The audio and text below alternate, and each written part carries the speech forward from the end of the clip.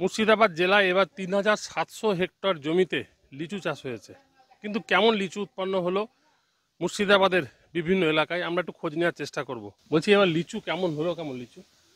লিচু অল্প হয়েছিল প্রতি বছরের তুলনায়, এবছর ধরলেন অনেক লিচু কমই হয়েছে। মুকুল এসেছিল, মুকুল সব নষ্ট হয়ে গেছে গাছের, সেই জন্য আমাদের লিচু এবছর অনেক কম। চাষিদের অনেক লস হয়ে গেছে।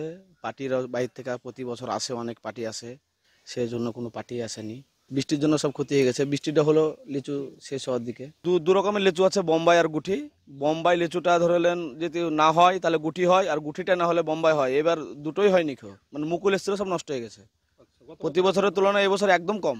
ফলন দিতে লজ্জা পেয়েছে লিচু, আর সে কারণেই মুর্শিদাবাদের বিভিন্ন এলাকায়, বিভিন্ন ব্লকে, বিশেষ করে লালবাগ এবং ফরাক্কা, বেনিয়াগ্রাম, পাশাপাশি শামশেরগঞ্জে লিচুর ফলন এবার অনেক কম।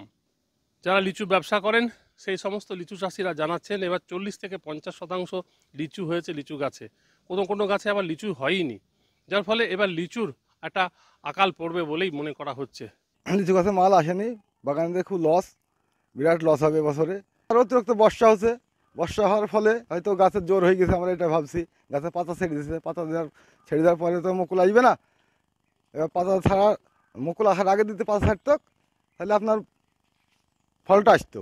প্রায় আগের বছরের মতন এবার গাছে কোনো গাছেই লিচু নাই, বোম্বাইও নাই, আঠিতেও নাই। এবছর যা লিচুর প্রোডাকশন আছে গত বছরের তুলনায় একটু কম, কারণ লিচু গত বছর আমাদের আমটা গত বছর খুব একটা ভালো হয়নি, কিন্তু লিচুর এলাকা কিন্তু ভালো ছিল এবং লিচুর ফলন কিন্তু গত বছর বেশ ভালো ছিল। মুর্শিদাবাদে ভালো ফলন ছিল।